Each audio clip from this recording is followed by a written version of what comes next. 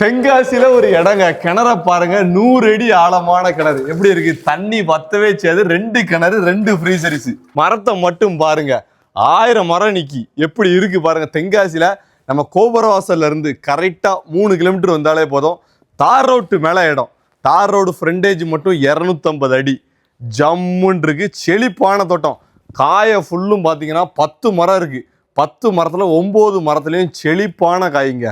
ஒரு மரத்துக்கு எவ்வளோ காய் கிடக்குன்னு பாருங்க மொத்தம் 20000 காய் ஒரு வெட்டுக்கு வெட்டுது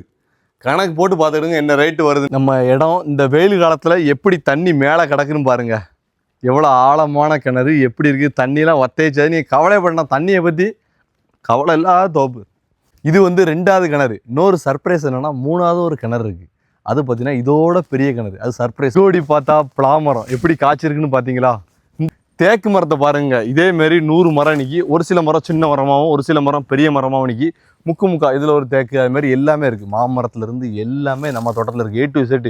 மண்ணை பற்றி கவலையே தேவையில்ல செம்மண் கிடைக்கிறது ரொம்ப கஷ்டம் என் சட்டை கலரில் இருக்குது அங்கே பாருங்கள் எப்படி இருக்குன்னு பாருங்கள் மெயின்டெனன்ஸ் தாங்க முக்கியம் ஒரு தோட்டத்துக்கு முக்கியம் மெயின்டெனன்ஸு 100% பக்காவாக மெயின்டெனன்ஸு சொட்டு நீர் எதுவுமே கிடையாது முக்கா கேட்டு வால்ட்டுருக்கு திருக்கி விட்டா அப்படியே பாயும் இது தண்ணி செழிக்க இருக்கிறதுனால அப்படியே பாயும் கரண்ட் மோட்ரு இலவசது